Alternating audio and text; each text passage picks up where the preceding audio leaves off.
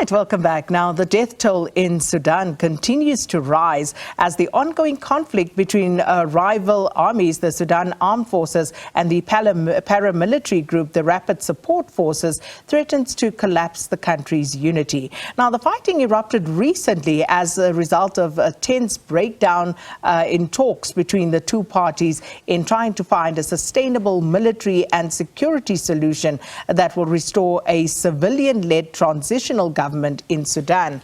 The fighting has been internationally condemned, with South Africa stating that the situation is disturbing as it affects many people who have suffered from instability over a prolonged period. Now, to help us discuss this further, we are joined virtually. We will be joined shortly by Mekki Elmograbi, press writer of African Affairs from Tshwane, but we're also joined by Sadir Ibrahim, who's a political analyst on Sudan. And Sadir, thanks so much for your time this morning. Let's start with you. Mekki will join us later. Perhaps just to give us some background as to how we got to this point where we now have a full-scale civil war, a possibility in Sudan. Thank you so much, and thank you for the viewers. It is indeed, this is about power struggles. You see, power struggle between the two generals. And the situation is getting worse and worse, so to speak, for the last 4 days, you know. And bear in mind that those two generals also, they have committed atrocities in Darfur, you know, for many years to go, and they are friends. So the issue is who control what. That's why they're fighting each other. And unfortunately, in the ground, so to speak, today is humanitarian-wise is worse. There's no access for water, no access for hospitals, no access, and air bombarding. Could you imagine a city with 12 million population that, you know, to be air bombarding by the militaries? And I really feel so sad, you know, the situation quite sad, you know. That's why my urging to the South African government and African Union that, you know, they must do something. So, as you say, the two generals here are friends or former friends by the look of how things are playing out at the moment. So let's just talk to this. Who are they, and what has led to this fallout at the moment?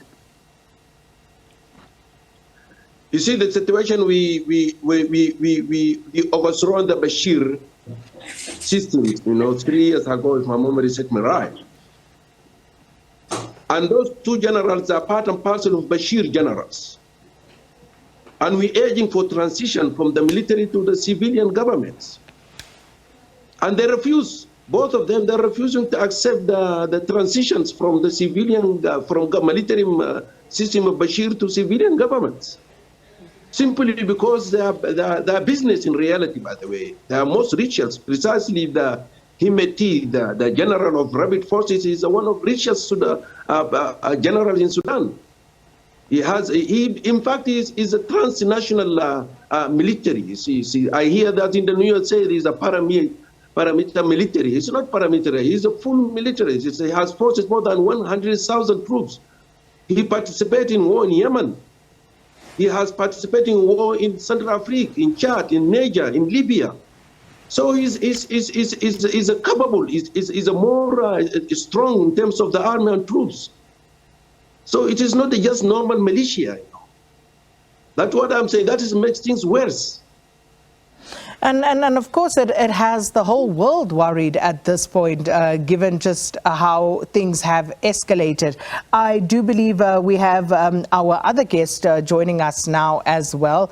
Mekki, you are there for us. Thank you so much for joining us, albeit slightly after we've already started the discussion. But perhaps let me bring you in at the point where we talk about, you know, this conflict and how it has escalated, how we got to this point.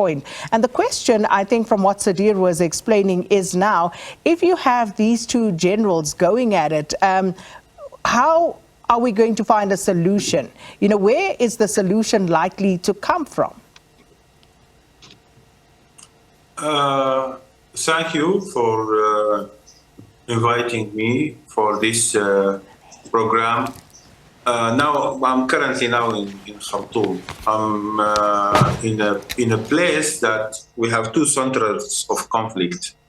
The first center of conflict is 3 kilometers south to my place, and the other center of conflict, which is around the army command and the palace, is 2 kilometers, 2.5 kilometers northeast to me. And I hear in the morning I hear the bombs from that side, and in the evening I hear the bombs and the missiles from that side. The situation is really terrible in Khartoum now.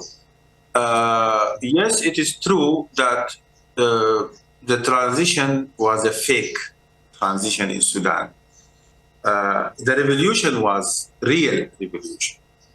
But unfortunately, the political elites and the political parties are not innocent from having or participating in this fake transition, or participating in some actions made this transition fake, not true, because not just the two generals, Burhan and Hemeti, they didn't put things in practice that made the election possible, but even the civilians, and they hear from them directly that we need 10 years transitional period.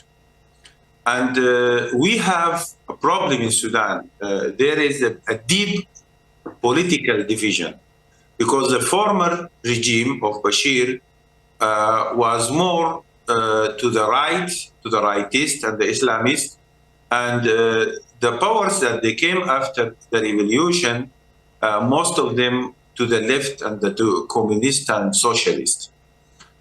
So no center in Sudan. And when they came to the power after the transition, and they don't have right to come to the power. This is one of the problems. If you are a political party and you participate in the revolution, you have no right to claim the power. You should stay aside and organize the election so the people can choose if they want you or they want other. But here is the point, because the leftists in Sudan are not popular, just like all other Islamic Arabic countries. The conservative are more popular and they have more grassroots. They insisted that there should not be a near election, and they stated that if there is a near election, the former regime will come back through election. And this is why the transition, I don't hesitate to say that the transition that started in Sudan from 2019 up to now is a fake transition, has nothing to do with democratic transformation at all. And now the deep division also extended from the political arena to the military. The leftist groups, they sided with Hemeti, the rapid support forces, and the rest of the power, and including armed movement and former rebels from Darfur, they sided with the army. So the division started political and turned to military division, and now we are paying the price. But I can say something that in reality is different from what you read numbers or in the papers, in the media. Hemeti is powerful in attacking on civilians. Hemeti is, and the rapid support forces are powerful in fights with tribes and locals and villages, but they are not powerful in fighting a regular army. The existence of Hemeti in Sudan was attached with the army to fight the battle of the army by proxy against the rebel groups. His participation and he denied his participation in Libya. But the claimed participation in Libya is not a fight against regular army.